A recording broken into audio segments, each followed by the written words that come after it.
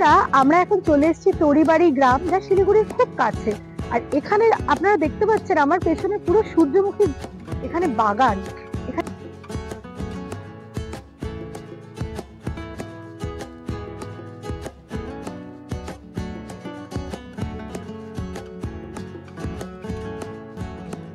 দিন আসার এখানে ইচ্ছা ছিল, কিন্তু সেভাবে আসা হয়নি, বাড়ির এত কাজ।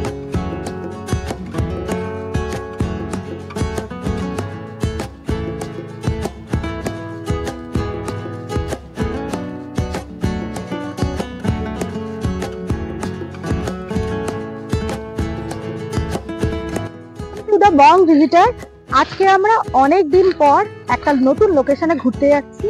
লোকেশনটা অবশ্য আগেও এসেছি, শিলিগুড়ির খুব কাছে একটি জায়গা যার নাম হলো তরিবাড়ি।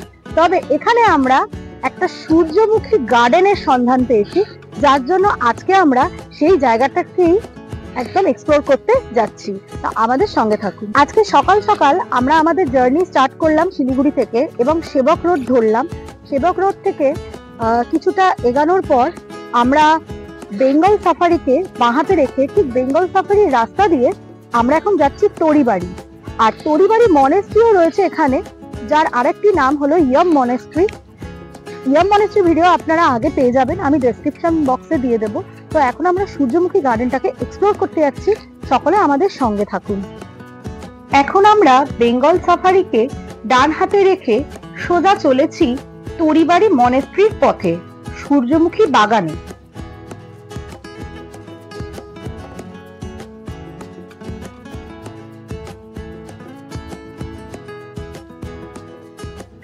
সামনে তরিবাড়ি মনেস্ট্রি, আর তার ঠিক একটু আগেই হলো এই সূর্যমুখী বাগান।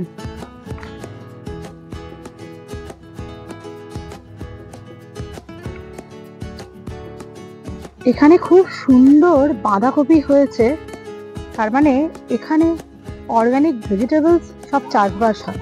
আর পাশেই সূর্যমুখীর বাগান, আর এখানে খুব সুন্দর ছোট ছোট মুরগি ঘুরে বেড়াচ্ছে। এটা একটা ছোট্ট গ্রাম, যেখানে গোয়াল ঘরে গরুও রয়েছে। আমরা এখন চলে এসেছি তরিবাড়ি গ্রাম, যা শিলিগুড়ির খুব কাছে।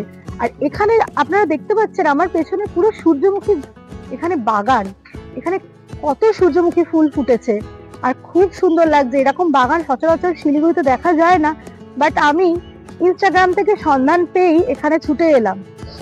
তবে ভেতরে বাগানে ঢুকতে দেওয়া হচ্ছে না, বাইরে থেকেই দেখতে হবে, কারণ আমাদেরই স্বভাবের জন্য এই জিনিসটা করা। আমরা ফুল যদি ছিঁড়ে নিয়ে চলে যাই বা নষ্ট করে দিই বাগানটা, ঠিক আছে, দূর থেকেই খুব সুন্দর লাগছে দেখতে। আর এখানকার গ্রামের পরিবেশও খুব সুন্দর, পাশে বাঁধাকপি চাষ হচ্ছে, পেছনে একটা গোয়াল ঘর রয়েছে, মানুষের বাড়ি ঘরও রয়েছে এখানে। খুব সুন্দর এরা এই পরিবেশটাকে মেনটেন করছে। তো আমাদেরও দায়িত্ব যে সবার সাথে আমাদেরকেও পরিবেশের দিকে খেয়াল রাখতে হবে, নোংরা করব না আমরা, এবং এত সুন্দর একটা পরিবেশ আমাদেরকে গিফট দিয়েছে, সেটাকে বাঁচিয়ে রাখাই আমাদের কর্তব্য। বলো কেমন লোকেশনের সন্ধান দিয়েছি? সত্যি খুব দারুণ একটা সুন্দর জায়গা। আর এটা শিলিগুড়ির বুকে এমন একটা সুন্দর ফুলের বাগান আছে, তা আমি তো জানতামই না। আর এটা একদম ইয়ম মনেস্ট্রির পাশেই। আমি গত বছরও দেখেছিলাম, কিন্তু এখানে আমার আসা হয়নি। তো যাই হোক, এই বছর এলাম।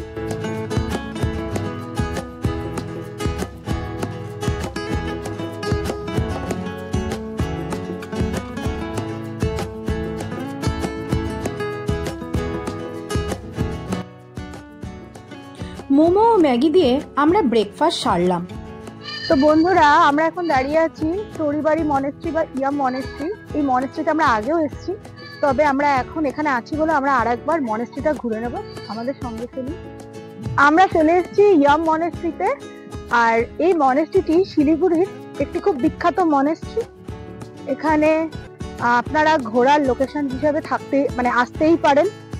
এর আগেও আমরা ইয়ম মনেস্ট্রিতে অনেকবার এসেছি, ভীষণ সুন্দর একটা লোকেশন। তাই শিলিগুড়িতে এলে এই মনেস্ট্রিটা অবশ্যই আপনারা ভিজিট করবেন।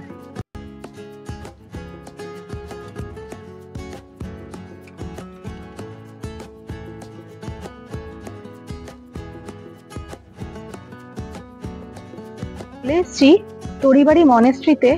আর ভেতরে এখন প্রেয়ার চলছে। ভেতরকার ফটো দেখাতে পারবো না, তবে আমরা এখন একটা প্রদক্ষিণ করছি এখানে। এগুলো সব উইশিং হুইল, এগুলো অ্যাকচুয়ালি ক্লকওয়াইজ ঘোরাতে হয়। আর এই মনেস্ট্রিটাতে বিশাল বড়, এখানে ছেলেপুলেরা পড়াশোনা করে এবং তাদেরকে ত্রিপিটক বা যে পাঠগুলো এবং সময় বেঁধে এখানে করানো হয়। এবং এই মনেস্ট্রিটা চারিদিক অ্যাকচুয়ালি পুরো গ্রিনারির মধ্যে অবস্থিত, চারিদিকে সবুজ গাছপালা, পাহাড়। শিলিগুড়ি বুকে সবচেয়ে বড় মনেস্ট্রি এটা।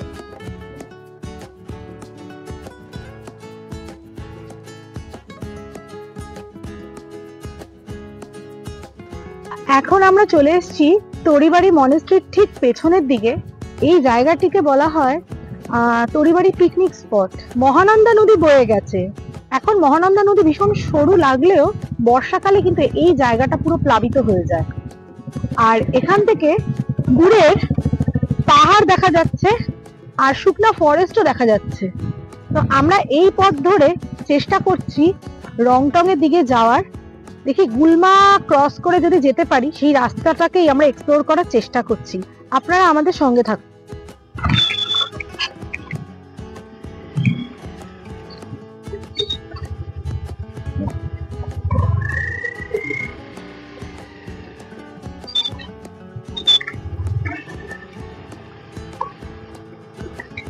এখানে মহানন্দা নদীর একটা ছোট্ট ব্রিজ, আর জায়গাটা অবশ্যই নুড়ি পাথরে ভরা, কারণ এই জায়গাটা বর্ষাকালে মহানন্দা নদীতে পুরো উপচে যায়। তাই জন্য এই যে আমার বর এখন এই ছোট্ট একটা কাঠের ব্রিজের ওপর দিয়ে মহানন্দা পেরাচ্ছে। এই যে আমিও তার সাথে সাথে পেরাই।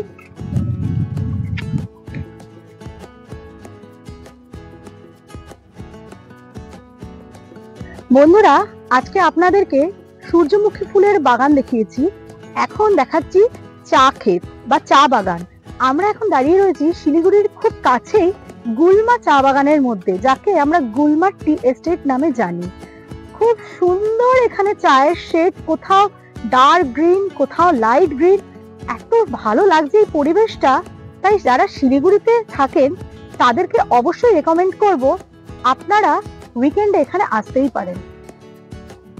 একদিন আসার এখানে ইচ্ছা ছিল, কিন্তু সেভাবে আসা হয়নি। বাড়ির এত কাছে এত সুন্দর চা বাগান। ছোট থেকে জানতাম দার্জিলিং এর চা খুব বিখ্যাত, অবশ্যই শিলিগুড়িটা দার্জিলিং ডিস্ট্রিক্টে, কিন্তু এটা এখন যেহেতু আমার সেকেন্ড হোম হয়ে গেছে, তাই আমার বাড়ির কাছে এত সুন্দর চা বাগান সেটা ভাবা যায় না জাস্ট। আর এত সুন্দর লাগছে এখানকার গ্রিন কালারটা। তাই আপনাদের সকলকে বলবো এখানে অবশ্যই আসবেন আপনারা উইকেন্ডে। আর যারা নর্থ বেঙ্গলে থাকে না তাদেরকেও আমি এটা ইনফরমেশন দিচ্ছি যে শিলিগুড়িতে গুলমা টি এস্টেট রয়েছে, যেটা খুবই সুন্দর।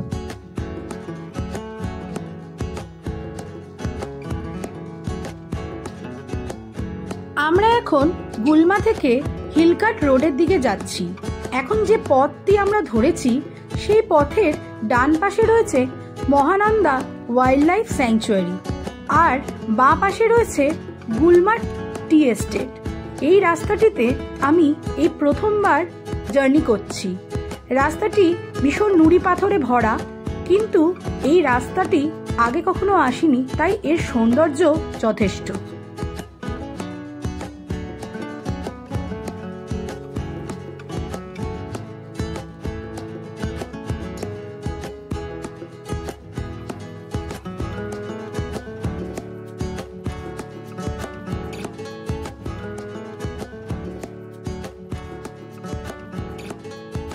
এরপর একটি ক্যাফেতে গিয়ে আমরা টুকটাক খেয়ে আমরা বাড়ি চলে এলাম। আজকের ভিডিওটি এই পর্যন্ত। আবার দেখা হবে নতুন কোনো জায়গায়। ততক্ষণ সকলে ভালো থাকবেন।